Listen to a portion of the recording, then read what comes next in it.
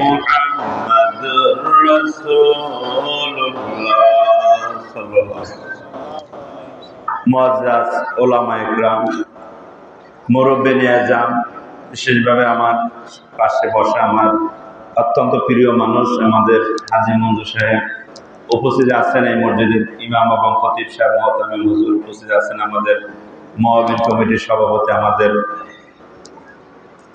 এই সেলিম ভাই সহ আমাদের মোহাম্মদ সেক্রেটারি নজরুল ভাই সহ মুসলিমের নেতৃবৃন্দ, আল্লাহ তাআলার দরবারে শুকরিয়া আদায় করি যে মহান মালিক আমাদেরকে দুনিয়ার হাজারো ব্যস্ততাকে উপেক্ষা করে আল্লাহকে রাজি খুশি করার জন্য আল্লাহ ঘরে এসে বসার মতন তৌফিক দিয়েছেন, সুযোগ দিয়েছেন। শুকরিয়া আদায় করে সকলে বলি আলহামদুলিল্লাহ, বলে আলহামদুলিল্লাহ। আমরা এই দুনিয়াতে ছিলাম না, এখন আছি, আবার একদিন থাকবো না, ঠিক কিনা বলেন? এবং এই দুনিয়াতে আমরা কিভাবে ভালো থাকবো, সুখে থাকবো, শান্তিতে থাকবো, মরার পরে কিভাবে জান্নাতে যাব, এই লক্ষ্যকে কেন্দ্র করে আল্লাহ তাআলা এই দুনিয়াতে 1,24,000 নবী রাসূল পাঠাইছেন, বলেন সুবহানাল্লাহ। কিন্তু এত নবী রাসূল দুনিয়াতে আল্লাহ পাঠাইলেন, কিন্তু আপনারা আমার বাইকে কিন্তু দেখার সুযোগ কোন নবীর হয় নাই। কারণ আমাদের নবী শেষ নবী, শ্রেষ্ঠ নবী, যাকে আল্লাহ তাআলা কোরআনে খাতামুল আম্বিয়া বলে কোরআনে ঘোষণা দিলেন, কিয়ামত পর্যন্ত দুনিয়াতে আর নবী পাঠাবো না, নবুয়তের দরজা স্থায়ীভাবে বন্ধ করে দিলাম, বলেন সুবহানাল্লাহ। কিন্তু দুনিয়াতে তো মানুষ আসবে, মানুষদেরকে কারা আখিরাত বুঝাবে, আল্লাহর পথ দেখাবে। নবী মুহাম্মদ রাসূলুল্লাহ সাল্লাল্লাহু আলাইহি ওয়াসাল্লাম এক উসুল দিয়ে গেলেন, আল উলামা ওয়ারাসাতুল আম্বিয়া। কিয়ামত পর্যন্ত এক শ্রেণীর হক্কানি রব্বানি আলেম এই দুনিয়াতে থাকবে, যারা নবীদের উত্তরাধিকারী হয়ে নবীদের পথ অনুযায়ী তারা মানুষদেরকে কিয়ামত পর্যন্ত আল্লাহর পথ দেখাতে থাকবে, বলেন সুবহানাল্লাহ। এজন্য আমরা নবী পাই নাই, নবীর সাহাবী পাই নাই, কিন্তু কোন না কোন হক্কানি আলেমদের সোহবাতে, তাদের তালিম তরবিয়াতে আমরা মসজিদে এসেছি, ঠিক কিনা বলেন? আল্লাহ শুকরিয়া আদায় করি আমাদেরকে এমন নবীর উম্মত হওয়ার সুযোগ দিয়েছেন, যেই নবীর উম্মত হওয়ার জন্য পৃথিবীর সকল নবী যারা আসমান থেকে গ্রন্থ আল্লাহ তাআলার বাণী পেয়েছেন, সকল নবীরাই আল্লাহ তাআলার কাছে দরখাস্ত করেছে, মোনাজাত করেছেন, বলেন সুবহানাল্লাহ। আর আপনারা আমার দরখাস্ত মোনাজাত লাগে নাই, দোয়া লাগে নাই, বিনা প্রার্থনায় বিনা দোয়ায় এমন নবীর উম্মত আমাদেরকে হওয়ার সুযোগ দান করেছেন। শুকরিয়া আদায় করে সকলে বলে আলহামদুলিল্লাহ। এই নবীর উম্মত হওয়ার জন্য প্রার্থনা যারা করেছেন, একজন নবীর প্রার্থনা আল্লাহ তাআলা কবুল করেছেন, সেই নবীর নাম আপনারা সবাই জানেন, নাম কি? হযরত ঈসা আলাইহিস সালাম। কিন্তু তার দেখা দেখি হযরত মুসা আলাইহিস সালাম দোয়া করছিলেন, কিন্তু দোয়া কবুল হয় না। কারণ কিতাবের মধ্যে লেখা আছে, আল্লাহর পয়গম্বর হযরত মুসা আলাইহিস সালাম তাওরাত কিতাব পড়তেছেন, পৃষ্ঠায় পৃষ্ঠায় উম্মতে মুহাম্মাদির উম্মতের ফজিলত, এই উম্মত আমলের নিয়ত করলে সাথে সাথে আল্লাহ নেক লিখে দেয়, কিন্তু গুনার নিয়ত করলে গুনাহ লেখে না, বলেন সুবহানাল্লাহ। আল্লাহর পয়গম্বর আল্লাহর কাছে আরজি করে দেন, আল্লাহ এত ফজিলত প্রাপ্ত উম্মত আমি মুসাকে দান করে দেন, বলেন সুবহানাল্লাহ। আল্লাহ তাআলা বলেন, না, এটা তো আহমদের উম্মত, মুহাম্মাদের উম্মত, এটা তোমাকে দেওয়া যাবে না। আল্লাহ তাআলার কাছে মুসা আলাইহিস সালাম আবার তাওরাত কিতাব পড়তেছেন, পড়তে পড়তে যখন আবার উম্মতে মুহাম্মাদের ফজিলত পায়, আবার আল্লাহ তাআলার কাছে দোয়া শুরু করে দেন, আল্লাহ এত ফজিলতের উম্মতগুলো আমাকে দান করেন। আল্লাহ বলেন, না, এই উম্মত তো আহমদের উম্মত, দেওয়া যাবে না। এইভাবে 8 বার পর্যন্ত আল্লাহ তাআলার কাছে দরখাস্ত করেছেন, দোয়া করেছেন, উম্মত চাইয়ে দোয়া করেছেন। নভেম্বরে আল্লাহ তাআলার কাছে প্রার্থনা করেছেন, আল্লাহ উম্মত যদি আমাকে না দান করেন, তাহলে আমি মুসার আর নবুয়তির দরকার নাই, আমারও ওই নবীর উম্মত বানাই দেন, বলেন সুবহানাল্লাহ। আল্লাহ বলেন, মুসা যদি প্রথমবারে তুমি প্রার্থনা করিতে উম্মত হওয়ার জন্য, তাহলে প্রার্থনা হয়তো বা মঞ্জুর হতো, কিন্তু 7-8 বার পর্যন্ত উম্মত নিয়ে টানাটানি করেছো, অতএব তোমার এই প্রার্থনা মঞ্জুর হবে না, প্রার্থনা মঞ্জুর হবে না। মুসাও তো ছাড়িয়ে দেওয়ার লোক না, আল্লাহ তাআলার কাছে দোয়া করে দেন, আল্লাহ যদি উম্মত না বানান আমারে, তাহলে অন্তত পক্ষে এতটুকু সুযোগ দেন, এই ফজিলতের উম্মত যাদের কিতাবের ভিতরে, তাওরাতের ভিতরে এত ফজিলাত যে উম্মতের কথা বললেন, এই উম্মতের চেহারা সূরাত এটা আমাকে দেখার, বলেন সুবহানাল্লাহ। আল্লাহ বলেন না, সূরা তো দেখা যাবে না, কারণ তুমি মুসা আগে আসছো, তারা আসবে পরে, তাদেরকে আমি সংরক্ষণ করে রেখেছি, এদের সূরাত দেখানো সম্ভব না, বলেন সুবহানাল্লাহ। আল্লাহর পয়গম্বর মুসা আলাইহিস সালাতু ওয়াস সালাম শেষবারের মতন আল্লাহ তাআলার কাছে দোয়া করলেন, আল্লাহ আমি এই উম্মতকে না দেখে আমি ছাড়ব না, সর্বশেষ প্রার্থনা দেন, আল্লাহ এই উম্মতের কণ্ঠের একটু আওয়াজ অন্তপক্ষে আমি মুসারে শোনাইয়ে দেন, বলেন সুবহানাল্লাহ। এবং আল্লাহ তাআলা রূহের জগতে আপনাকে আমাকে উম্মতে মুহাম্মাদীকে আল্লাহ তাআলা একটা ডাক দিলেন, ইয়া উম্মতে মুহাম্মদ, উম্মতে মুহাম্মাদী তোমরা কে কোথায় আছো? রূহের জগতে আল্লাহ দেখে সাড়া দিয়ে আমরা সবাই একযোগে সেদিন আওয়াজ দিয়েছিলাম, লাব্বাইক আল্লাহুম্মা লাব্বাইক, লাব্বাইক ওয়া সাদাইক। আল্লাহ আমরা উপস্থিত আছি, আমরা উপস্থিত। আল্লাহ আমরা যখন এই আওয়াজটা দিয়েছিলাম, আল্লাহর পয়গম্বর হযরত মুসা আলাইহিস সালাতু ওয়াস সালাম হতবাক হয়ে তাকাই রইলেন। আল্লাহ জীবনে বহুত কণ্ঠ শুনেছে, এত সুন্দর কণ্ঠের আওয়াজ তো আর জীবনে শুনি নাই। আপনার আমার কাছে আওয়াজটা অত্যন্ত মধুর মনে হচ্ছে, আমার কাছে খুব ভালো লেগেছে। এবং আপনি ডাক দিলেন ইয়া উম্মতে মুহাম্মদ বলে, এমন সুন্দর বাক্য দিয়ে আপনার ডাকের জবাবটা দিল, আমি মুসার কাছে শব্দটা অদ্ভুত লাগতেছে, আমার কাছে খুব পছন্দ হয়ে গেছে। আল্লাহ বলেন, মুসা সত্যিকারই যদি তোমার কাছে এই আওয়াজটা পছন্দ হয়ে থাকে, এই আওয়াজটা ভালো লেগে থাকে, তাহলে জেনে রেখো মুসা, কিয়ামত পর্যন্ত আমার ঘর বাইতুল্লাহ শরীফকে যারা জিয়ারত করতে আসবে, তাদের দড়িটা এইটাই বানাই দিলাম, তারা বলবে লাব্বাইক আল্লাহুম্মা লাব্বাইক, লাব্বাইক লা শারীকা লাকা লাব্বাইক, বলেন সুবহানাল্লাহ। কিন্তু আপনার আমার দোয়া করা লাগে না, বিনা দোয়ায় উম্মত বানাইছে, বলে সুবহানাল্লাহ। এবং এই উম্মত একটা নেকামল করলে সর্বনিম্ন আমলের সওয়াব হয় 10, বলে সুবহানাল্লাহ। পৃথিবীর 1.5 লক্ষ নবীর উম্মত দুনিয়াতে আসছে, প্রত্যেক নবীর উম্মত এক আমলে এক নেক, কিন্তু উম্মতে মুহাম্মাদীর প্রত্যেকটা আমলের সওয়াব বানাই দিলেন আল্লাহ তাআলা সর্বনিম্ন 10, বলে সুবহানাল্লাহ। 10 দিয়ে শুধু আমলের সব শুরু হয়, 10 দিয়ে শেষ হয় না, শুরুটা শুধু হয় 10 দিয়ে। কিন্তু উম্মতের দিলটা যত সুন্দর হয়, উম্মতের আমলের সব তত বেশি হয়, বলেন সুবহানাল্লাহ। উম্মতের দিলটা যত নিরেট হয়, খাঁটি হয়, এই উম্মতের আমলের সব তত বাড়তে থাকে, বলেন সুবহানাল্লাহ। গতকালকে আমি বলেছিলাম যেভাবে স্থানের পরিবর্তনে মানুষের আমলের সব বাড়ে আর কমতে থাকে, ঠিক কিনা বলেন? কারণ আমরা ঈশার নামাজ এই মসজিদে যারা পড়েছি, এই ঈশার নামাজ যারা হেরেম শরীফে, বাইতুল্লাহ শরীফে আল্লাহর ঘর দেখে দেখে আল্লাহর ঘরের সামনে সিজদা দেবে, এই সূরা দিয়েই পড়বে, এভাবেই রুকু করবে, এভাবেই সিজদা করবে, এভাবেই তাসবিহ পড়বে। কিন্তু স্থানের পরিবর্তনের কারণে আপনি আমি এখানে নেক যতটুকু পাইছি, আপনি আমি জামে মসজিদ যাওয়ার কারণে 500 নেক পাইছি, কিন্তু এই সিজদা যারা হেরেম শরীফে বসে দেবে, তার এক এক সিজদার সওয়াব হবে 1 লক্ষ, বলেন সুবহানাল্লাহ। তার মানে স্থান পরিবর্তনে এখান থেকে 5000 কিলোমিটার দূর থেকে যখন আমরা সিজদাটা দিয়েছি, আমরা পাইছি 500, আর ওখানে সব পাইছে 99,500 গুণ বেশি, বলেন সুবহানাল্লাহ। কত বেশি? 99,500। সিজদা তো এক সিজদা, বলেন সুবহানাল্লাহ। কিন্তু স্থানের পরিবর্তনের সবটা বাদ দিয়ে কোথায় গেছে? আর এই সিজদা যারা মদিনা শরীফে আল্লাহ নবীর রওজার পাশে মসজিদে নববীতে বসে দেবে, তার এক এক সিজদার সব হবে 49,500 গুণ বেশি, বলেন সুবহানাল্লাহ। আসুন, অনুরূপভাবে রাতের পরিবর্তনও মানুষের আমলের সব বাড়ে আর কমে।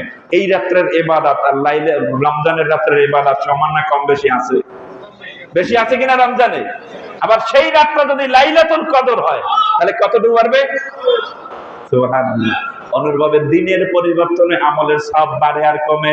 সাধারণ দিন আর আরাফার দিন, বলে সুবহানাল্লাহ, সাধারণ দিনের ইবাদত আর আরাফার দিনের ইবাদতের সব বেশি কম আছে না নাই? অনুরূপভাবে মানুষের দিলের যখন পরিবর্তন হয়, এক সুবহানাল্লাহ বলে আমি মাসুম বেলা যে সব পাই, আমার মঞ্জু ভাই তার সব 100 গুণ বেশিও হইতে পারে, কারণ এটা নির্ভর করে দিলের উপরে। আর দিলটা কেউ দেখে না, এটা দেখে কে? সব দেখে। তো দিলটা যত সুন্দর হয়, তার আমলের পাওয়ার তরে বাড়বে। অতএব এখানে যেহেতু নেসরাবাদ গেছেন, কারা কারা একটু হাতটা জাগাইলে একটা ঘটনা বলবো। আলহামদুলিল্লাহ অনেকে গেছেন। এখন বলি, কায়েদ সামদুর রহমাতুল্লাহ জজবার হালতে আসতো। জজবার হালতে অনেক গোপন কথা বললে বলে, অনেক হাকিকতের কথা বলতো। আমি চোখে দেখেছি। জজবার সময় একটা লোক আসছে, হুজুর 2001 সালে হজ থেকে আসছে, আমি বলি 10মে একটা মানুষ আসছে, হুজুর আমি আল্লাহ আমারে বাঁচাইয়া আনছে, মানে কাঁদ দিতেছে। আর কায়েদ সাহেব রহমাতুল্লাহ হাতে একটা লাঠি ধাম ধাম করে পিটান শুরু করলে, আর আমরা তো আবার দেখতেছেন বেচারা আইসে খুব মহব্বত করে, বুড়ো মানুষ এইরকম পিটাইতেছে হুজুরে। এখন ওই হুজুরের একজন খাদেম সোলাইমান ছিল, হুজুরের পরে জিজ্ঞেসেন, হুজুর আমাদের এই মানুষটারে নিরপরাধ মানুষের মারেন, এটা আমার পাপ হয় না? আল্লাহ আমার জিজ্ঞেস করবেন না কিয়ামতের ময়দানে? তখন বলতেছে কায়েদ সাহেব রহমাতুল্লাহ বলতেছে, দেখো আমার সামনে যখন এই জজবার হালতে কোনো মানুষ দাঁড়ায়, ওর সারা জীবনের পাপ আমার সামনে বাইশেও যে, তখন যদি আমি 2-4টা পিটার না দিয়ে দিই, তাতে ও আখেরাতে শাস্তির সম্মুখীন হয়ে যাবে। আমি শালি সেটা করে দিতেছি, বলে তো মা জজবার হালতে একটা কথা বলতেন, তোরা 1000 বার লা ইলাহা ইল্লাল্লাহ বলবি, আর আমি আজিজুর রহমান একবার বলবো লা ইলাহা ইল্লাল্লাহ, তোদের 1000 বারের চাইতে আমারটার দাম বেশি। বলেন সুবহানাল্লাহ। তখন আমরা বলতাম যে হুজুর মনে বললে কয়, বেখেয়ালে কয়। কিন্তু আমরা যখন এই হাদিসটা পড়েছি যে এক উম্মাত একটা আমল করেছে, আল্লাহ নবী বলছেন এই আমলটায় 10 নেক। কত নেক? আবার নবীর সাথে সাথে বলে না এই আমলের নেক হবে 100, আবার নবী বলে না এই আমলের নেক হবে 700। বলেন সুবহানাল্লাহ। একই নেকের কথা আল্লাহ নবী বললেন 10, আবার বলেন 100, আবার বলেন 700। একই আমলের সব এত পার্থক্য কিভাবে হয়? মহান মুনকিরে হাদিস, নবীর সমালোচক, নবীর যারা দুশমন, এরা বলে নবীর মাথা খারাপ, বলেন নাউজুবিল্লাহ। একই আমলের সব 10, 100, 700 কিভাবে হয়? 10 থেকে সর্বোচ্চ 11, 12, 13, 14, 15 হতে পারে, আবার 100 থেকে 101, 2, 3, 4, 5 এভাবে করে বাড়তে থাকে। কিন্তু একই আমলের সব নবী বললেন 10, আবার বলে 100, আবার বলে 700। মুহাদ্দিসরা ব্যাখ্যা দেন, মাথা তোদেরটাই খারাপ। রাহমাতাল লিল আলামিন নবী মুহাম্মদুর রাসূলুল্লাহ সাল্লাল্লাহু আলাইহি সাল্লাম যে কথা বলছেন, কথা নবীরটাই ঠিক। বলেন সুবহানাল্লাহ। কারণ উম্মতের দেল যেমন তার আমলের সবও তেমন। বলেন সুবহানাল্লাহ। আচ্ছা, এই হাদিস থেকে বোঝা যায় আমরা যারা এখন সুবহানাল্লাহ তাসবিহ করতেছি, আমাদের সবাই সুবহানাল্লাহ সব সমান হয় না। কেন? এইটা নির্ভর করে কিসের উপরে? কিসের উপরে? দেলটার উপরে। কিসের উপরে? এই জন্য দেলটা যত সুন্দর পরিষ্কার হবে, এই জন্য নবী বলেন আখলিস দীনাকা ইয়াকফিকাল আমালুল কলিল। হাদিসটা আমরা সবাই জানি যে উম্মাহ দেলটা যদি সুন্দর বানাইতে পারো, খাঁটি বানাইতে পারো, জান্নাতে যাওয়ার জন্য বেশি আমল লাগবে না, জাহান্নাম থেকে বাঁচতেও বেশি আমল লাগবে না। অল্প আমলই নাজাতের জন্য, জান্নাতের জন্য যথেষ্ট হয়ে যাবে। বলেন সুবহানাল্লাহ। আর যদি দিলটা সুন্দর না হয়, তাহলে কোন সেজদা তোমার রক্ষা করতে পারবে না, কোন তাসবিহ, তাহলিল, হজ, যাকাত, হাজারো কোটি টাকাও যদি আল্লাহর রাস্তায় দান হয়, আর মাকসাদ যদি আল্লাহ না হয়, দিলটা যদি সুন্দর না হয়, পচা দিল নিয়ে আমল করলে ওই আমল আল্লাহর কাছে কবুল হয় না, মকবুল হয় না। যদি মকবুল হইতো, কবুল হইতোই, তাহলে নামাজের শানে আল্লাহ এমন কঠিন কথা কোরআনের মধ্যে বলতো না। আল্লাহ বলেন ফাওয়াইলুল লিল মুসাল্লিন, ওই মুসল্লির জন্য জাহান্নাম। যেই মুসল্লি মসজিদে ঢোকে সিজদা করে, সিজদায় সিজদায় কপালে হয়তো বা দাগ বসে গেছে, কিন্তু জীবনের লক্ষ্য উদ্দেশ্য আল্লাহ বানাতে পারেনি, মাকসাদ আল্লাহ বানাতে পারেনি। মানুষের কাছ থেকে নাম পাওয়ার আশায়, ইজ্জত পাওয়ার আশায়, মারহাবা বা পাওয়ার আশা নিয়ে ইবাদতে ব্যস্ত। আল্লাহ বলেন ওদের পরিচয়, দুনিয়ার মানুষ বুজুর্গ জান্নাতি থাকতে পারে, দুনিয়ার মানুষ তারে মহান ভালো মানুষ হিসেবে শ্রদ্ধা করতে পারে, বুজুর্গ হিসেবে সম্মান করতে পারে, পীর সাহেব হিসেবে স্লোগান দিতে পারে। আল্লাহ বলেন এর সত্যিকারী পরিচয় এ দুনিয়াতে একটা জাহান্নামী মানুষ। বলেন নাউজুবিল্লাহ। কেমন জাহান্নাম? মুফাসসিরে জাম তাফসীর করেন জাহান্নামের ভিতরে সবই আযাব, সবই শাস্তি, কিন্তু অয়েল নামক দোজখের এই স্তরে আল্লাহ তাআলা এমন ভয়ঙ্কর শাস্তি দেবেন, জাহান্নাম পর্যন্ত আল্লাহ তাআলার কাছে পানা চাইবে দেন, আল্লাহ ওই জাহান্নাম থেকে, ওই অয়েল নামক দোজখের আগুন থেকে আমার জাহান্নামের আগুনটারে বাঁচাও। বলেন নাউজুবিল্লাহ। বলেন নাউজুবিল্লাহ। আল্লাহ তাআলা আমাদের জিন্দেগীর প্রত্যেকটা আমল শুধুমাত্র একমাত্র আল্লাহর খুশির জন্য করার তৌফিক দান করবে। আল্লাহুম্মা আমিন। মানে আল্লাহর খুশির জন্য আমল না হলে কোন আমল আল্লাহ পর্যন্ত যায় না, ওটা আল্লাহর কাছে কবুল হয় না, মকবুল হয় না। আল্লাহ তাআলার কাছে আমরা দোয়া করতে থাকি যেন আল্লাহ আমাদের জিন্দেগীর প্রত্যেকটা আমল তোমার খুশির জন্য করার মতন তৌফিক আল্লাহ আমাদের সবাইকে দান করবে। আল্লাহুম্মা আমিন। বলে আল্লাহুম্মা আমিন। আল্লাহর খুশির জন্য যদি আমল কম হয়, ওই আমল দিয়ে মানুষ জান্নাতে যাবে। বেশ্যাপির ঘটনা এই মাথায় হযরত নেসারাবাদ হুজুর আপনাদেরকে শুনাইছিলেন, অনেকের মনে আছে। বেশ্যার মতন একটা অপরাধী নিকৃষ্ট মানুষ, কিন্তু কুকুরকে পানি খাওয়াইয়া জান্নাতের অধিকারী হয়েছে। আপনাদের অনেকের মনে আছে কিনা? মনে আছে কিনা? কিন্তু সেই ক্ষুদ্র আমলও যদি হয় আর মাকসাদ আল্লাহ হয়, তো ক্ষুদ্র আমল আপনাকে আমাকে জান্নাত নামে নিতে পারে। আর যদি আমল অনেকও হয় আর উদ্দেশ্য আল্লাহ হারাইয়ে যায়, তাহলে কোনো আমল আপনাকে আমাকে বাঁচাইতে পারবে না। আমরা কে কে নিয়ত করি জিন্দগির প্রত্যেকটা আমল শুধুমাত্র একমাত্র আল্লাহর খুশির জন্য করবো, আমরা রাজি আছি? কে কে রাজি? আল্লাহ করে আল্লাহর হাতটা দেখাই দিই। আল্লাহ কবে আল্লাহুম্মা আমিন। হাত নামান। যে কথা শুরু করছিলাম, নবী মুহাম্মদ রাসূলুল্লাহ সাল্লাল্লাহু আলাইহি ওয়াসাল্লাম উম্মত আমরা হয়েছি, এবং এই নবীকে আল্লাহ তাআলা দুনিয়াতে পাঠাইছেন রহমত স্বরূপ। বলেন সুবহানাল্লাহ। আল্লাহ কোরআনের মধ্যে ঘোষণা দিলেন, ওয়ামা আরসালনাকা ইল্লা রাহমাতাল লিল আলামিন। এই নবী আপনি মানুষদেরকে জানিয়ে দেন, এলান করে বুঝাইয়া দেন, আপনাকে কিন্তু শুধু মানুষের জন্য আমি নবী করে পাঠাই নাই, শুধু মুসলমানের জন্য আপনি নবী নয়, শুধু মুমিনদের জন্য আপনি নবী নয়, বরং তামাম মাখলুকাতের জন্য আপনাকে রহমত স্বরূপ করে পাঠাইছি। বলেন সুবহানাল্লাহ। মুফাসসিররা তাফসীর করেন, নবীর রহমতের ছোঁয়া লাগার কারণে পৃথিবীর মানব আকাশ জমিন মানব দানব জিন ইনসান যত সৃষ্টি আসমানের নিচে আছে, যত সৃষ্টি আসমানের উপরে আছে, সকল সৃষ্টির অস্তিত্ব লাভ হয়েছে নবী মুহাম্মদ রাসূলুল্লাহ সাল্লাল্লাহু আলাইহি সাল্লামের রহমতের ছোঁয়া লাগাবার কারণে। বলেন সুবহানাল্লাহ। এজন্য মুফাসসিররা তাফসীর করেন, আমার মালিক আল্লাহ কিন্তু আমার জন্য নবী রহমত। বলেন সুবহানাল্লাহ। আমার মাথার মালিক আল্লাহ, রব আল্লাহ, কিন্তু আমার এই মাথার জন্য রহমত নবী মুহাম্মদ রাসূলুল্লাহ সাল্লাল্লাহু আলাইহি সাল্লাম। আমাদের চোখের মালিক জবানের মালিক আল্লাহ, কিন্তু আমার এই জবানের জন্য রহমত নবী মুহাম্মদ রাসূলুল্লাহ সাল্লাল্লাহু আলাইহি সাল্লাম। বলেন সুবহানাল্লাহ। তানবীহুল গাফিলিন কিতাবের ভিতরে আবু নাঈস সামানকন্দি রাহমাতুল্লাহ আলাইহি তিনি বলেন, এই উম্মতকে আল্লাহ তাআলা স্পেশাল 5টা মর্যাদা দিয়েছেন, ফজিলত দিয়েছেন, যা পৃথিবীর কোন নবীর উম্মতের দেয় নাই। বলেন সুবহানাল্লাহ। আল্লাহ বন্ধু হযরত আবু নাঈস সামানকন্দি রাহমাতুল্লাহ আলাইহি তানবীহুল গাফিলিন কিতাবের মধ্যে বলেন, 5টা স্পেশাল রহমত নবী মুহাম্মদ রাসূলুল্লাহ সাল্লাল্লাহু আলাইহি ওয়াসাল্লাম উম্মতের আল্লাহ তাআলা দান করেছেন, যা পৃথিবীর কোন নবীর উম্মতের দেয় নাই। 1 নাম্বার ফজিলত, 1 নাম্বার রহমত, 1 নাম্বার বরকত এই নবীর এই উম্মতের দান করেছেন, যে এই উম্মত অসচ্ছল হবে, গরিব হবে, যার কারণে সে কোনোদিন জানে অহংকারী না হতে পারে। অসচ্ছল মানুষ অহংকারী হতে পারে না, দুর্বল মানুষ অহংকারী হতে পারে না। ঠিক করে বলেন। এই মানুষকে, এই উম্মতকে আল্লাহ তাআলা দুনিয়াতে অর্থ সম্পদ কম দিবে, যাতে আখিরাতের ময়দানে তাকে লম্বা লাইনে দাঁড়াইয়ে হিসাব না দিতে হয়। বলেন সুবহানাল্লাহ।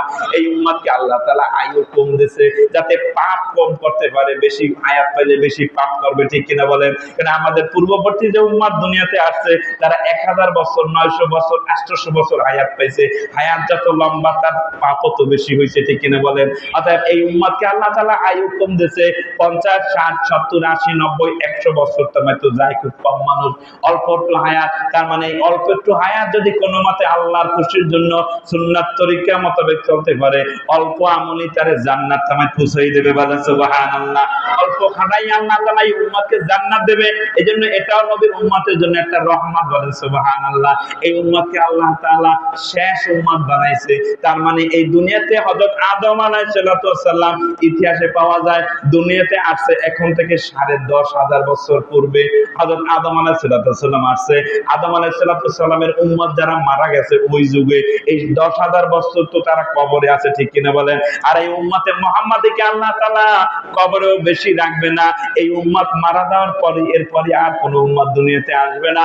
এই উম্মত আসার, এই উম্মত শেষ উম্মত, যাতে কবরেও বেশি দিন আল্লাহ তাআলা রাখবে না। বলেন সুবহানাল্লাহ। এই উম্মতকে আল্লাহ তাআলা খাটো বানাইছে, ছোট বানাইছে, যাতে এই উম্মতের পোশাকও কম লাগে, খাইবেও কম, হিসাবও কম। বলে সুবহানাল্লাহ। প্রত্যেকটাই রহমত। আমরা দেখি যেগুলো, ওগুলো আমাদের জন্য রহমত, আমাদের জন্য বরকত, আমাদের জন্য আল্লাহ নবীর রহমত হিসেবে পাঠাইছেন। এই জন্য উম্মতের জন্য 5টা রহমত। এবং ওই কিতাবের ভিতরে, তানবীহুল গাফিলিন কিতাবের ভিতরে আরো উল্লেখ করছেন, হযরত আদম আলাইহিস সালাম থেকে রিওয়ায়াত, উনি বলতেছেন, আদম আলাইহিস সালাম বলছেন যে উম্মতে মুহাম্মাদকে এমন 4টা ফজিলত আল্লাহ তাআলা স্পেশাল দিয়েছেন, যা আমি আদমকেও দেয় নাই। বলে সুবহানাল্লাহ।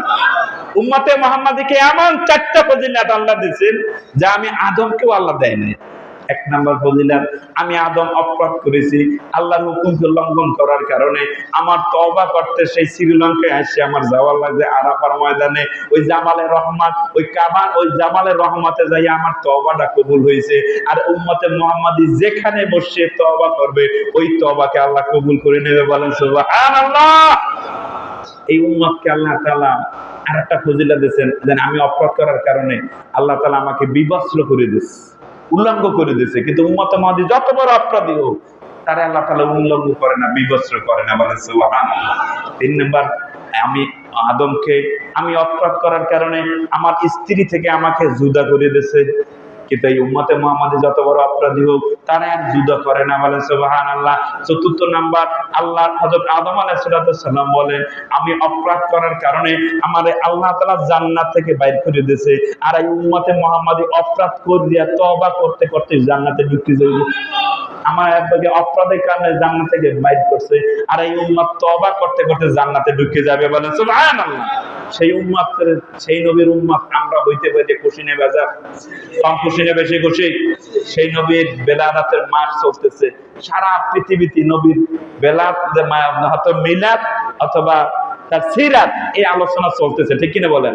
আর সেই সময় আমরাও আপনাদের সাথে একত্রিত হইতে পারি না, আল্লাহ তাআলার কাছে শুকরিয়া আদায় করে বলেন আলহামদুলিল্লাহ, বলে আলহামদুলিল্লাহ। আর আল্লাহ তাআলার একজন পয়গম্বর ইতিহাস শুনেছি, হযরত দানিয়েল আলাইহিস সালাম, উনি আল্লাহ তাআলার কাছে প্রার্থনা করছিলেন, আল্লাহ এত ফজিলত উম্মতে মুহাম্মাদির দিলেন, আমি দেখতে চাইলে দেখতে পারবো না, কণ্ঠ শুনতে চাইলে শুনতে পারবো না। আপনার কাছে ফরিয়াদ, আপনার কাছে একটা দরখাস্ত করে রাখলাম, আল্লাহ আমি যখন মারা যাব আমার লাশটা যেন, কফিনটা যেন উম্মতে মুহাম্মাদের হাতের ছোঁয়ায় দাফনটা হয়, বলেন সুবহানাল্লাহ। এখন উনি, ওনার প্রার্থনা মঞ্জুর হয়েছে, আল্লাহর পয়গম্বর প্রার্থনা মঞ্জুর হয়েছে। এখন উনি ওসিয়ত করতেন উম্মতকে, আমি যখন মারা যাব তোমরা আমাকে গোসল করাবে, কাফন পরাবে, দাফন দেবে না, জানাজা পড়বে কিন্তু দাফন দেবে না, যতদিন উম্মতে মুহাম্মাদের আগমন দুনিয়াতে না হয়, বলেন সুবহানাল্লাহ। ইতিহাস সাক্ষী 2500 বছর তার লাশটাকে সংরক্ষণ করে রাখা আছে। আল্লাহ নবী দুনিয়াতে আগমন করলেন, আল্লাহ নবী দুনিয়া থেকে বিদায় নিলেন, এবং এরপরে আজ আল্লাহ নবী হাদিসে ঘোষণা দিলেন। আবু সাঈদ খুদরি রাদিয়াল্লাহু তাআলা আনহু হাদিস বর্ণনা করেন, আল্লাহ নবী বলেন, ইরাক যখন মুসলমান তোমাদের বিজয় লাভ হবে, সেখানে আল্লাহর পয়গম্বর হযরত দানিয়েল আলাইহিস সালামের কফিন তোমরা পাবে। সে কিন্তু এইভাবে তার ঘটনা বর্ণনা করলেন। সে কিন্তু আল্লাহ তাআলার কাছে দোয়া করে ওর মঞ্জুর করে নিয়েছে, তার দাফন যাতে উম্মতে মুহাম্মাদের হাতে হয়, বলে সুবহানাল্লাহ। অতএব তোমরা তাকে যত্ন সহকারে দাফন করবে। আবু সাঈদ খুদরি রাদিয়াল্লাহু তাআলা বর্ণনা করতেছেন, আল্লাহ নবী বিদায়ের পরে হযরত আবু বকর সিদ্দিক রাদিয়াল্লাহু তাআলা খেলাফতের দায়িত্ব নিলেন। তার ইন্তেকালের পরে হযরত ওমর রাদিয়াল্লাহু তাআলা যখন খেলাফতের দায়িত্ব নিলেন, মুসলমানদের ইরাক বিজয় লাভ হলো, এবং ইরাক যখন বিজয় লাভ হলো, সাহাবা আজমাইন সেই জমানার মুসলমানরা বিভিন্ন কাজে ব্যস্ত, কেউ গনিমত সংগ্রহে ব্যস্ত, কেউ রাষ্ট্র সংস্কারে ব্যস্ত। কিন্তু আবু সাঈদ খুদরি রাদিয়াল্লাহু তাআলা বলেন, আমার মাথার ভিতরে ওই হাদিস গোরপাক খাচ্ছে, যেখানে আল্লাহ নবী, প্রিয় নবী মুহাম্মদ রাসূলুল্লাহ সাল্লাল্লাহু আলাইহি সাল্লাম ঘোষণা দিয়ে গেছেন, এখানে আল্লাহর পয়গম্বর হযরত দানিয়েল আলাইহিস সালামের কফিন আছে।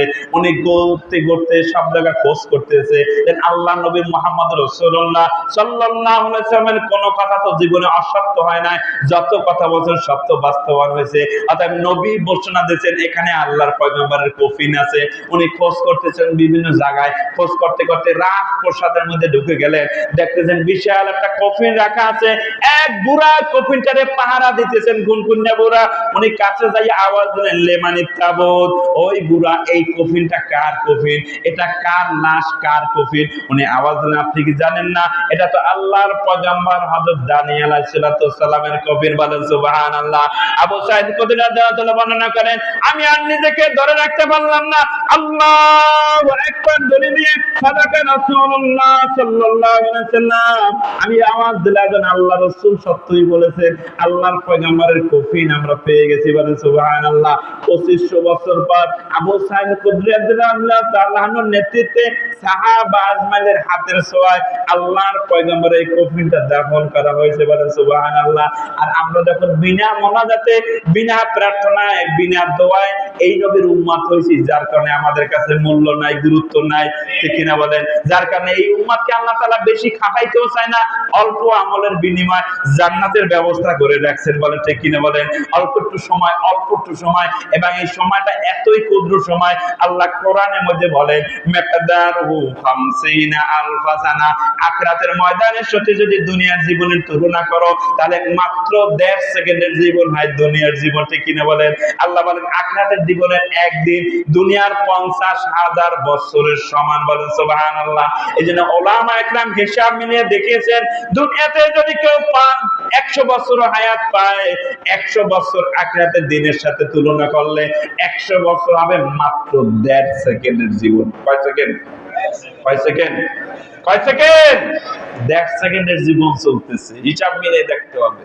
তার ভিতরে আবার 3-এর 2 অংশ অনেকের শেষ হয়ে গেছে, 4-এর 3 অংশ শেষ হয়েছে, কারো অর্ধেকও শেষ হয়েছে। ঠিক কিনা বলেন? মাত্র কয়েকটা নিঃশ্বাসের সময় আমাদের সুযোগ আছে। কারণ এই সুযোগটা আল্লাহ এমনি দেয় না, এমনি না। এই সুযোগটা আল্লাহ দিয়েছে শুধুমাত্র একমাত্র আমাদেরকে জান্নাত অর্জনের জন্য সুযোগ দিয়েছে। বলে সুবহানাল্লাহ। যে কথাটা আল্লাহ কোরআনের মধ্যে ঘোষণা দিলেন যে তোমাদের হায়াতকে আমি এমনি দিই না, এমনি না। আল্লাহ বলেন লিয়াবলুয়াকুম আইয়ুকুম আহসানু আমালা। আমি আল্লাহ তোমাদের থেকে দেখতে চাই, জানতে চাই, বুঝতে চাই তোমাদের মধ্যে কারা ভালো মানুষ, কারা নেককার মানুষ, কারা পরেজগার মানুষ, যাচাই বাছাই করার জন্য, পরীক্ষার জন্য আমি তোমাদেরকে হায়াত দিয়েছি। বলে সুবহানাল্লাহ। বলে সুবহানাল্লাহ। কারণ আমরা দুনিয়াতে আসার আগে আমরা জান্নাতে ছিলাম। কোথায় ছিলাম? কোথায় ছিলাম? জান্নাত থেকে আমরা আসা মানুষ। ঠিক কিনা বলেন? আমরা এই গ্রহের মানুষ না, এখানের আমরা মানুষ না, আমরা জান্নাত থেকে আসছি। এখানে অল্প একটু সময় আল্লাহ রেখে আবার আমাদেরকে জান্নাতে পাঠাই দেবে। আল্লাহ আমিন। এখন আল্লাহ বলেন এই জান্নাতে এমনি এমনি যাওয়া যাবে না, দুনিয়ার জীবন তোমাকে একটা পরীক্ষা দিতে হবে। এই জন্য আমি বলি মুমিনের এমন কোন মুহূর্ত নাই যে মুহূর্তটায় কোনো না কোনো পরীক্ষা দিয়ে আল্লাহ রাখে না। বলেন সুবহানাল্লাহ। কোন সময় সুখ দিয়া পরীক্ষা করে, কোন সময় দুঃখ দিয়া পরীক্ষা করে, কোন সময় সুস্থ রেখে পরীক্ষা করে, কোন সময় অসুস্থ রেখে পরীক্ষা করে, কোন সময় সম্পদ দিয়েও পরীক্ষা করে, আবার কোন সময় সম্পদ নিয়েও পরীক্ষা করে, কোন সময় পদ দিয়ে পরীক্ষা করে, কোন সময় পদ নিয়েও পরীক্ষা করে। তার মানে দুনিয়ার জীবনের প্রতিটি মুহূর্তই আমরা পরীক্ষায় আছি, সবাই পরীক্ষায় আছে। ঠিক কিনা বলেন? এই পরীক্ষার বিনিময় আল্লাহ তাআলা এই পরীক্ষা যারা পাস করে প্রমাণ করতে পারবে আমি আল্লাহর কাছ থেকে আসছি, আল্লাহ আমার রব, এবং তার কাছে আমার ফিরে যেতে হবে। এই দুনিয়ার জীবনে যারা পরীক্ষায় পাস করে জীবন দিয়ে এখানে প্রমাণ করতে পারবে আমি সত্যিকারী জান্নাতের মানুষ, তাদেরকে আল্লাহ তাআলা আবার জান্নাতে তুলে দেবে। বলেন সুবহানাল্লাহ। এবং সেই জান্নাত আল্লাহ তাআলা যাকে দান করবেন সেই জান্নাতটা এত বড় হবে, এত লম্বা হবে, এত ক্ষুদ্র, এত বিশাল হবে।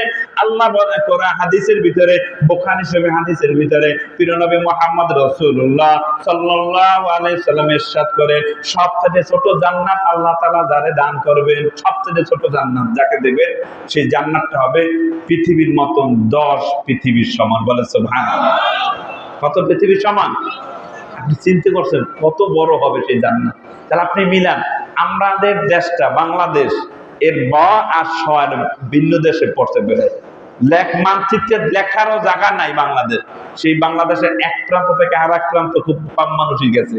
আমরা মুসলিম শপথে আমরা সফর করি, আমরা যাই, কিন্তু এই একটা দেশ যেটার এক পাশ থেকে আর এক পাশ অনেকেই আমরা যাই নেই। এইভাবে দেশ পৃথিবীতে আছে 225 বা আরো বেশি কম আছে, সেখানে শেষ না, এইটার আরো 10 গুণ বেশি বানিয়ে দেবে। বলে সুবহানাল্লাহ। তাহলে আপনি বলেন, এই যে আমি বলি ইমানদার তো দুনিয়ারও বাচ্চা আখিরাতেরও বাচ্চা। ঠিক কিনা বলেন? যার সিনে কলেমা আছে যে আল্লাহকে মানে, নবী মানে, আখিরাত মানে, সে দুনিয়ারও বাচ্চা আখিরাতের বাচ্চা। এখন বলবেন অনেকে যে দিন আনি দিন খাই, কোনো মতে জীবন যাপন করি, বড় অট্টালিকা নাই, তারপর আমি বাচ্চা। আমি বলবো হ্যাঁ অবশ্যই আপনি বাচ্চা, কারণ আপনার সিনের ভিতরে কলেমা আছে। কি আছে? কি আছে?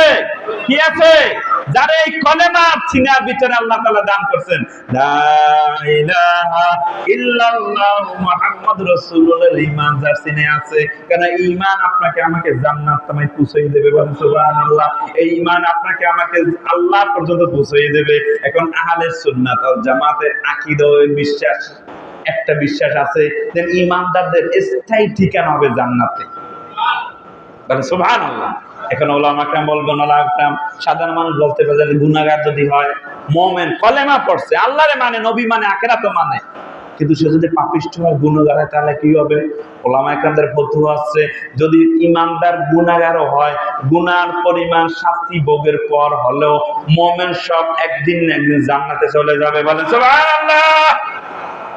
আর সেই ঈমান আল্লাহ তাআলা না চাইতে আপনারা আমারে দান করছেন, আলহামদুলিল্লাহ। বিনা মোনাজাত, বিনা প্রার্থনায় ঈমানের মতন একটা মহা দৌলত আল্লাহ তাআলা আপনার আমার সিনা দান করছেন। এই জন্য আবার একটু শুকরিয়া আদায় করে সকলে বলে আলহামদুলিল্লাহ, বলে আলহামদুলিল্লাহ। এখন ঈমানের বাস্তব প্রতিফলন আমরা যদি জীবনে ঘটাবার চেষ্টা করতে পারি, চেষ্টায় মগ্ন হতে পারি, তাহলে জান্নাতের ঠেকাবে কে? কি ঠিক কিনা বলেন? কিন্তু ঈমানের বাস্তব প্রতিফলন ঘটাবার জন্য আমরা আদিষ্ট, ঠিক কিনা বলেন? ঠিক কিনা বলেন? এই জন্য লিয়াবুল্লাকুম আইয়ুকুম আহসানু আমালা, এই হাদিস, এই তাফসীরে আসছে দুনিয়ার জীবনের পরীক্ষা আমরা 3 ঘন্টা 4 ঘন্টার হয় মাস্টার স্যার, ঠিক কিনা বলেন? পরীক্ষার সময় পরীক্ষার সেন্টারে ছাত্রের কাছ থেকে একটা প্রশ্ন যেটা আছে ওইটার উত্তর লেখা, ঠিক কিনা বলেন? কিন্তু কোন পরীক্ষার্থী যে পরীক্ষার হলে গিয়ে শুধু লিখতে থাকে, কিন্তু প্রশ্নে যা আসছে সেইটা লেখে না, খালি লিখতে আছে, ব্যস্ত আছে, লিখতে আছে, পেপার শেষ করে লুচও লিখতে আছে, কিন্তু প্রশ্ন যা আসছে তা কিছু লেখে না। সে কি পাস করবে? কিন্তু আল্লাহ এইভাবে আমাদেরকে বললেন, দুনিয়ার মানুষ, তোমাদেরকে আমরা পরীক্ষার জন্য দুনিয়াতে প্রেরণ করেছি, কিন্তু তোমার এই দুনিয়ার জীবনে তুমি ব্যস্ত থাকবে। এখানে তোমার কাজ হচ্ছে কি?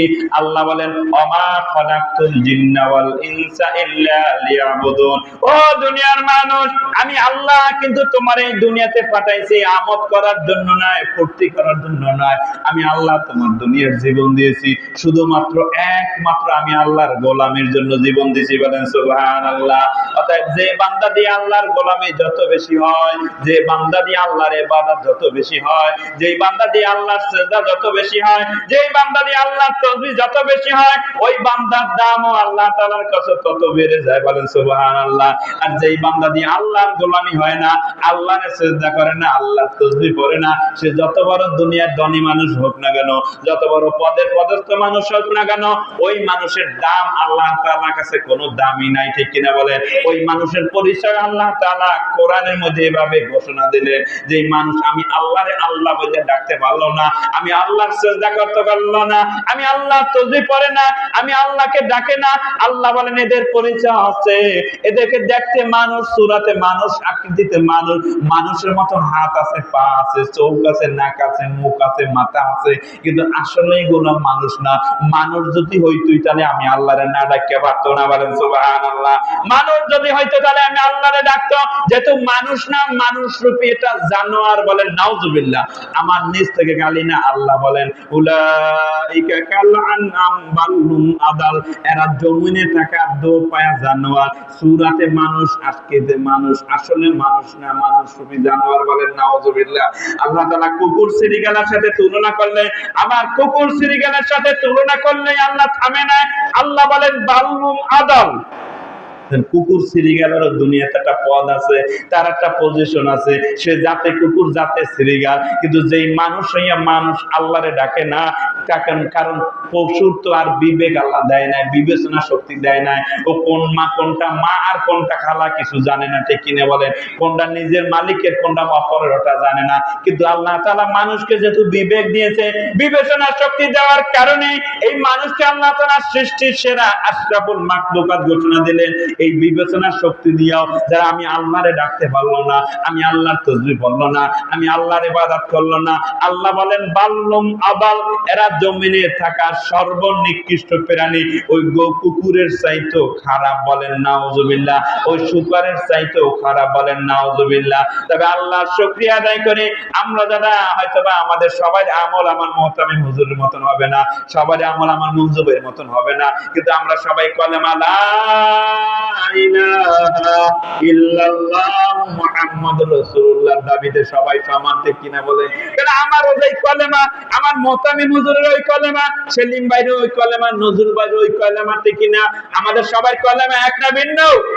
আমাদের আল্লাহ এক না ভিন্ন? নবী এক না ভিন্ন? কোরআন এক না ভিন্ন? কিবলা এক না ভিন্ন? ফরজ নিয়ে আমাদের মাঝে মতের পার্থক্য নাই, ওয়াজিবাত নিয়ে মতের পার্থক্য নাই, মুস্তাহসান মুস্তাহাব কিছু বিষয় যুগে যুগে মতের ভিন্নতা, মতের পার্থক্য ছিল, আছে, কিয়ামত সময় থাকবে, ঠিক কিনা বলেন? কারণ এই মতের ভিন্নতা মতের পার্থক্য, এটার সৃষ্টি এখন হয় না, এটা 1400 বছর আগে হয়েছে। যেখানে প্রিয় নবী মুহাম্মদ রাসূলুল্লাহ সাল্লাল্লাহু আলাইহি ওয়াসাল্লাম সাহাবীদেরকে তালিম দিতেছেন। সাহাবা আজমাইন নবীর কথাগুলো শুনতে গিয়ে, নবীর কথাগুলো বুঝতে গিয়ে তাদের মাঝে মতের ভিন্নতা সৃষ্টি হয়েছে, এবং সাহাবী আজমাইন যে এক একজন এক একভাবে আমল শুরু করলো, তাদের আমলকে কেন্দ্র করে পৃথিবীতে 4টা মাযহাব সৃষ্টি হয়ে গেছে। হানাফি, শাফি, মালিকি, হাম্বলি। পৃথিবীর সকল উলামা ইকরাম ইজমা হয়ে রায় দেন 4 মাযহাবের 4টেই সঠিক, যে যেটা ধরবে ওইটাই তার আল্লাহর পথ দেখারে রাখবে, বলে সুবহানাল্লাহ। কিন্তু 4 মাযহাবের যখন আমরা আমলের দিকে তাকাই, তখন আমরা ভিন্নতা দেখতে পাই। দেখি একই মাসালা 4 মাযহাবে 4 ভাবে আমল করে, আবার দেখা যায় একই মাসালা 4 মাযহাবে 3 ভাবে আমল করে, আবার দেখতে পাই একটাই মাসাইল 4 মাযহাবে 2 ভাবে আমল করে। একটা আল্লাহু আকবার বলে। আমরা হানাফি মাযহাব যখন নাভিতে হাত বাঁধি না, হানাফি মাযহাব বাঁধে কিনা নাভিতে? শাফি মাযহাব নাভিতে বাঁধে না, বাঁধে বুকে। মালিকি মাযহাবের অনুসারীরা হাত নাভিতে বুকে, কোন জায়গা বাঁধে না। আল্লাহু আকবার বলে হাত ছাড়িয়া সোজা করিয়া নামাজ আদায় করে। বেচারা রুকু সিজদা যাওয়ার আগে বোঝা যায় না যে নামাজে আছে না দাঁড়াই আছে। ঠিক না বলেন? ঠিক না বলেন? আমরা যখন জীবনে প্রথম দেখছি এই ঘটনা, আল্লাহু আকবার হাত ছাড়িয়েছে, আমরা প্রথম মনে করছি রাগ হইছে মনে হয়, হাত বাঁধালে গন্ডগোল, নাভিতে না বুকে, বেচারা হাত বাঁধবেই না মনে হয়। পরে আমরা খুঁজে দেখি যে একটা আমল, এটা হাম্বলি মাযহাবের আমল, বলে সুবহানাল্লাহ। কিন্তু এই ভিন্নতাকে কেন্দ্র করে তাদের মাঝে দ্বন্দ্ব হয় না, বিভেদ হয় না, কারণ ইমামে আযম আবু হানিফার অনুসারী যারা নাভিতে হাত বাঁধছে, মাকসাদ কে? উদ্দেশ্য কে? যে বুকে বাঁধছে, মাকসাদ কে? যে হাত ছাড়িয়ে দিয়েছে, তার মাকসাদ কে? মাকসাদ যখন আল্লাহ হয়, উদ্দেশ্য যখন আল্লাহ হয়, তখন মতের ভিন্নতায় মাথা ফাটে না, রক্ত ঝরে না। আর মাকসাদ যখন আল্লাহ হারাইয়া ব্যক্তিগত দলগত স্বার্থ হয়, যেখানে স্বার্থ সেখানে দ্বন্দ্ব, মাথা ফাটবে, রক্ত ঝরবে, কেউ ঠেকাইতে পারবে না। ঠিক কিনা বলেন? 1400 বছর ব্যবধানে আমরা অধিকাংশে ইসলামকে এখন ব্যক্তিগত দলগত স্বার্থ উদ্ধারের হাতিয়ার বানাইছে ইসলাম, যার কারণে আমরা দেখতে পাই আমাদের ব্যক্তিগত দলগত স্বার্থ প্রত্যেকের হাসিল হয়ে যাচ্ছে, পীর সাহেবের খানকায় জমে যাচ্ছে, তরিকায় লোক বাড়তেছে, মাহফিল ময়দানে লোকও বাড়তেছে, হাদিয়াও বাড়তেছে। যত দিন যাচ্ছে ইসলামী দল বাড়তেছে, সুসংগঠিত হয়ে যাচ্ছে, মাদ্রাসা বাড়তেছে, তালবালিম বাড়তেছে। কিন্তু আপনি বলেন যত দিন যায় ততই মুসলমানের বিপদ বাড়ে না কমে? কথা বলেন, বাড়ে না কমে? কেন বাড়বে মুসলমানের বিপদ? উদ্দেশ্য উচিত ছিল মসজিদ মাদ্রাসা যত বাড়বে, আলেম ওলামা যত বাড়বে, তত মুসলমানের বিজয় নিশান উড়বে। ঠিক কিনা বলেন? কলেমার নিশানা উড়বে। কিন্তু 92% মুসলমান হওয়া সত্ত্বেও 55 বছর কলেমার নিশানা ওড়ে নাই। কারণ এখন আমরা মুসলমানের শত্রু। এক আলেম আরেক আলেমের সহ্য করতে পারি না, এক পীর আরেক পীরের সহ্য করতে পারে না, এক তরিকার লোক আরেক তরিকার সহ্য করতে পারে না, এক মাসলাকের অনুসারী আরেক মাসলাকে সহ্য করতে পারে না। প্রত্যেকের দাবি যে আমার দলটাই হক, বাকি সব বাতিল, আমার মাসলাকটাই একমাত্র জান্নাতে যাইবে, বাকিগুলো জাহান্নামে যাবে, যদিও মোহে কয় না। এইভাবে চেতনার কারণে আজকে বিশ্বব্যাপী মুসলমানদের মহা বিপদ চলতেছে। ঠিক কিনা বলেন? কারণ প্রত্যেকে আমরা যে যে দলে আছি, যে যে মতে আছি, যে যে পীরের মুরিদ আছি, যে যে মাসলাকে আছি, আমাদের একটাই চেতনা যে আমার তুই শুধু হক, বাকি সব বাতিল। আর এই চেতনার কারণে বিশ্বব্যাপী মুসলমানদের রক্ত পৃথিবী লাল হয়ে যাইতেছে। ঠিক কিনা বলেন? আজকে পৃথিবীর মানচিত্রের দিকে তাকালে আমরা দেখতে পাই জমিনের মাঝে যেখানেই রক্ত ঝরে সেখানেই মুসলমানদের রক্ত ঝরে। এই পৃথিবীতে অন্য কোন জাতি, অন্য কোন ধর্মের অনুসারীদের রক্তে কিন্তু পৃথিবীটা লাল হয় না। ঠিক কিনা বলেন? অন্য কোন জাতি, অন্য কোন ধর্মের অনুসারীদের আত্মনাতে পৃথিবীর আকাশ বাতাস বাড়ি হয় না, যেখানেই আত্মনাথ সেখানে মুসলমান। অথচ এই মুসলমানকে আল্লাহ কোরআনের মধ্যে ঘোষণা দিলেন, কুনতুম খায়রা উম্মাতিন উখরিজাত লিন-নাস। হে নবী, আপনার উম্মতকে আপনি জানাইয়ে দেন, আপনার অনুসারীদেরকে আপনি জানাইয়ে দেন, তারা কিন্তু পৃথিবীর অন্য কোন জাতি, অন্যান্য ধর্মের অনুসারীদের মতন সাধারণ মানুষ না। আপনাকে যেভাবে নবী, আপনাকে যেভাবে রাহমাতুল লিল আলামিন হিসেবে দুনিয়াতে পাঠাইছি, নবীদের সম্রাট বানাইছি, রাসূলদের সম্রাট বানাইছি, আপনার প্রত্যেকটা উম্মতের সম্রাট। বলেন সুবহানাল্লাহ। প্রত্যেকটা উম্মত শ্রেষ্ঠ উম্মত, শ্রেষ্ঠ জাতি। বলেন সুবহানাল্লাহ। সেই শ্রেষ্ঠ জাতি আল্লাহ যাদেরকে উপাধি দিলেন, সেই জাতি পৃথিবীর সবচেয়ে বেশি মার খাইতেছে, সেই জাতি পৃথিবীতে সবচেয়ে বেশি বিপদগ্রস্ত, সেই জাতি আজকে পৃথিবীতে সবচেয়ে বেশি নির্যাতিত, নিষ্পেষিত, নিগৃহীত, বঞ্চিত। ঠিক কিনা বলেন? এর কারণ এটা নয় যে মুসলমান পৃথিবীতে কমে গেছে। মুসলমানের মসজিদ বাড়ছে না কমছে? মাদ্রাসা বাড়ছে না কমছে? ওলামা বাড়ছে না কমছে? নবী মুহাম্মদ রাসূলুল্লাহ সাল্লাল্লাহু আলাইহি সাল্লাম রেখে গেছিলেন ১৬ লাখ সাহাবী। কয়জন? তাদের তালিম তরবিয়তে মেহনতে তাদের আদর্শে পৃথিবীর অর্ধ জাহানের খেলাফত তাদের পায়ের নিচে আসছিল। আজকে সেই ১৬ লক্ষ থেকে শুরু করলে আজকে ১৪০০ বছর ব্যবধানে ২০০ কোটি বেড়ায়, কিন্তু সারা পৃথিবীর খেলাফত দূরের কথা, সারা পৃথিবীর মাইল গুতা সব মুসলমানের ভাগ্যে, ঠিক কিনা বলেন? আর এটাই আমাদের হস্ত অর্জিত, এটা আমাদের হস্ত অর্জিত। কারণ সারা পৃথিবীর নাস্তিক মুরতাদ বেঈমান বেদিন ঐক্যবদ্ধ হয়ে গেছে মুসলিম নিধনের কর্মসূচিতে। তাদের একটাই কর্মসূচি, পৃথিবী থেকে মুসলমানদের বিদায় করা, ঠিক কিনা বলেন? আপনার আমার মাঝে দ্বন্দ্ব লাগাবার জন্য, তরিকার দ্বন্দ্ব, সিলসিলার দ্বন্দ্ব, মাসলাকের দ্বন্দ্ব, মাযহাবের দ্বন্দ্ব, মাসালার দ্বন্দ্ব লাগাবার জন্য হাজারো কোটি ডলার ইনভেস্ট তারা করতেছে। আর তাদের সেই সন্দেহের ফাঁদে পড়িয়া আমরা এখন মসজিদে এসেও গলা কাটি, রক্ত জড়াই, মারামারি, হানাহানি করতেছি, ঠিক কিনা বলেন? ঠিক কিনা বলেন? আপনার আমার মাঝে দ্বন্দ্ব লাগাবার জন্য বেঈমান সব ঐক্যবদ্ধ হয়ে গেছে, কিন্তু আমরা মুসলমানরা এক হইতে পারি নাই। কারণ মুসলমান যত দিন যায় তত বাঘ বাড়ে, ঠিক কিনা বলেন? ওলামা একরাম বাংলাদেশে জরিপ করছেন, কয় পার্সেন্ট নামাজি আছে মুসলমান যাদের নাম খতিয়ে নেয় পর্চায় মুসলিম নাম, জন্ম সনদ, ভোটার আইডি কার্ডে মুসলমান, মসজিদে কয় পার্সেন্ট? ওলামা একরামদের জরিপ হচ্ছে 10%-এর বেশি আর মসজিদে ওঠে না, তাও কিন্তু জুমায় 5 ওয়াক্তের না। এখন আমার নোয়াপাড়ার হুজুর কইতে পারবে যে না আমার এলাকাতে সবাই নামাজ পড়ে, এটা তো ভিন্ন কথা। সারা দেশের গড় জরিপ, ঢাকা শহরে যান, আমি ঢাকা শহরে ঘুরে ঘুরে ফজর করি বিভিন্ন মসজিদে, বাইতুল মোকাররম যাই দেখি 1.5 কাতার মানুষ, ফজর নামাজ পড়তে যাই দেখি 1.5 কাতার মানুষ।